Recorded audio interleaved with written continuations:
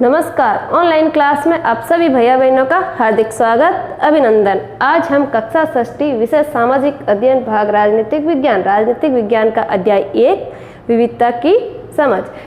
विविधता की समझ का जो वीडियो क्रमांक है वीडियो क्रमांक 4। इसमें हम भारत के 2 भाग केरल और लद्दाख इनके बारे में जानते हैं। जैसा कि बच्चों लद्दाख जो जम्मू कश्मीर में स्थित है, अपने भारत जम्मू कश्मीर जो भारत के उत्तरी भाग में स्थित है, और लद्दाख जम्मू कश्मीर के पूर्वी पहाड़ियों में बसा एक रेगिस्तानी क्या है इलाका। वहाँ पर मतलब खेती बहुत कम होती है, खेती की संभावना वहाँ बहुत कम है लद्दाख में। और लद्दाख में क्योंकि वहाँ बारिश नहीं होती क्योंकि वहाँ पर जो लद्दाख है वो एरिया पूरा का पूरा वहाँ बर्फ़ से ढका रहता है, पूरा बर्फ़ से ढका रहता है, बर्फ़ जमी हुई रहती है। और पेड़ उग पाते हैं, पेड़ भी बहुत कम उग पाते हैं। और पीने के लिए लोगों को पानी की जो ज़रूरत है वो भी गर्मी के महीनों में जो बर्फ़ पिघलता है उस पर वो निर्भर रहते हैं। और यहाँ वे लोग ख़ास किस्म की बकरी पालते हैं, यानी कि जो लद्दाख में जो लोग हैं वो एक बहुत ही ख़ास किस्म की बकरी पालते हैं, और जिससे ऊन जो मिलता है उस ऊन को हम कहते हैं पश्मीना ऊन। उस ऊन को क्या कहते हैं?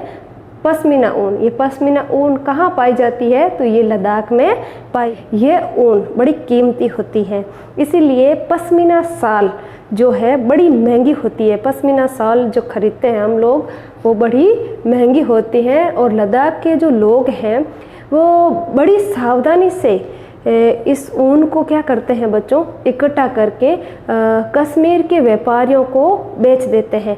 लद्दाख के लोग ये पश्मीना जो ऊन है उसको बड़ी सावधानी से वो इकट्ठा करते हैं, इकट्ठा करके वो कश्मीर के व्यापारियों को बेच देते हैं। यहाँ के लोग दूध से बने पदार्थ जैसे मक्खन है, चीज़ है, ख़ास तरह का छेना है एवं मांस खाते हैं यहाँ के लोग।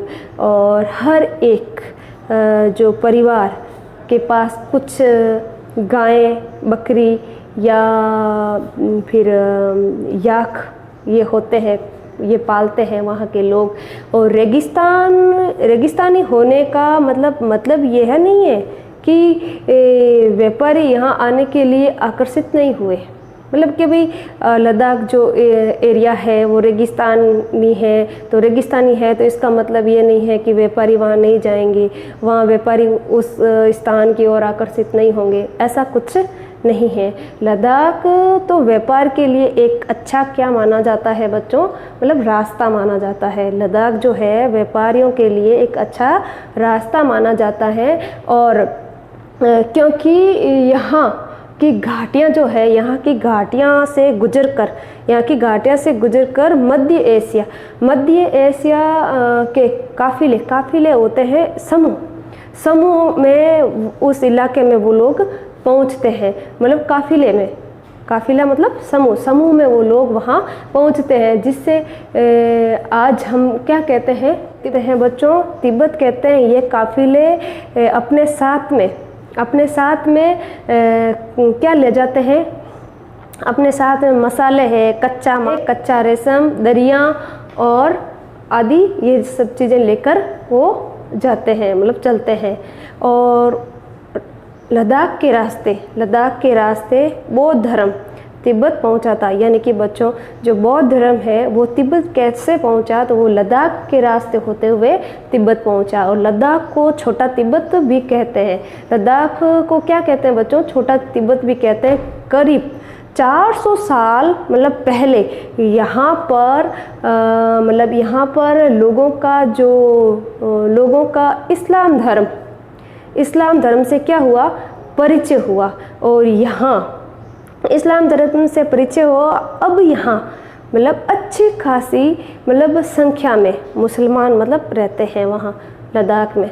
400 साल पहले ही इस्लाम धर्म का परिचय हुआ, और अब तक अगर अपन बात करते हैं तो बहुत अच्छी खासी संख्या में वहाँ मुसलमान रहते हैं। लद्दाख में लद्दाख में गानों और कविताओं का बहुत ही मतलब समृद्ध और मौखिक मतलब संग्रह भी है।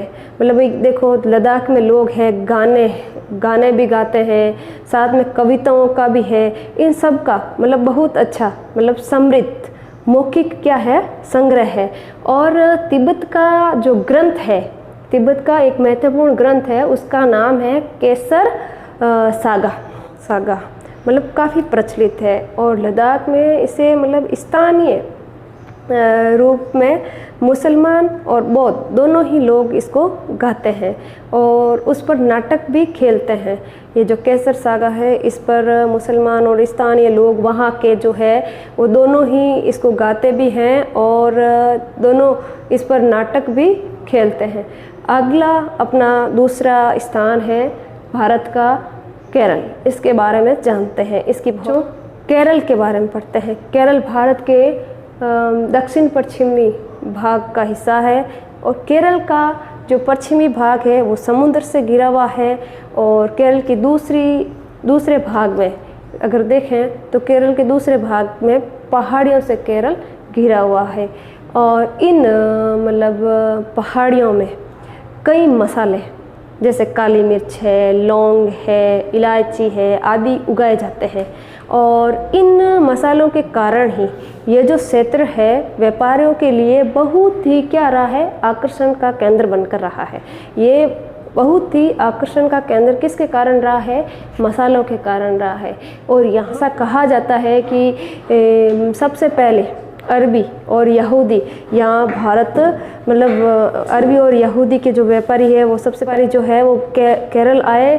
और ऐसा माना जाता है कि ईसा मसीह के धर्मदूत संत थॉमस जो लगभग 2000 साल पहले यहाँ आए और भारत में ईसाई धर्म लाने का श्रेय उन्हीं को जाता है। और अरब से कई व्यापारी यहाँ आकर बस गए। और जैसे इबन बतूता जो भारत जो करीब 700 साल पहले भारत आए और उन्होंने अपनी यात्रा यानी उन्होंने अपनी यात्रा वृत्तांत में मुसलमानों के जीवन के बारे में उन्होंने विवरण देते हुए कहा कि मुसलमान समुदाय की यहाँ बहुत बड़ी इज्जत थी। ये किसने कहा, इबन बतूता ने कहा। और किस में कहा गया, अपनी यात्रा वृत्तांत में उन्होंने ऐसा बताया कि मुसलमान समुदाय की यहाँ बहुत बड़ी मतलब इज्जत थी। और वास्को डिगामा जो जिसने भारत की खोज की, ये पानी के जहाज के माध्यम से यहाँ पहुँचे। तो पुर्तगालियों ने यूरोप से भारत तक जो समुद्री यात्रा का रास्ता खोज लिया, यानी कि पुर्तगालियों ने भारत तक यानी यूरोप महाद्वीप से भारत तक का जो समुद्री रास्ता है वो वास्को डिगामा जिसने सबसे पहले भारत की खोज की, तो इन्होंने समुद्री रास्ता सबसे पहले खोज लिया और समुद्री रास्ते के जरिए ही वो भारत आए। और इन सभी ऐतिहासिक प्रभावों के कारण केरल के लोग जो है विभिन्न धर्मों का क्या करते हैं, मतलब पालन करते हैं। जैसे बच्चों यहूदी का, इस्लाम का, ईसाई का, हिंदू का, बौद्ध का, ये सभी धर्म शामिल हैं। चीन के व्यापारी भी भारत मतलब केरल आए थे, भारत के दक्षिणी भाग में। और यहाँ पर मछली पकड़ने के लिए जो जाल इस्तेमाल किया जाता है वे चीनी जालों से हूबहू मतलब मिलता है। उन्हें हम मतलब चीना वाला कहते हैं। क्या कहते हैं, चीना वाला। और तलने के लिए जो लोग बर्तन इस्तेमाल करते हैं उसे हम क्या कहते हैं, चीना चट्टी कहते हैं। चीना चट्टी कहते हैं जिसे चीन शब्द यानी कि इस बात की ओर इशारा करता है, जिसे चीनी शब्द जो इस बात की ओर इशारा करता है कि इसकी उत्पत्ति कहाँ से होगी।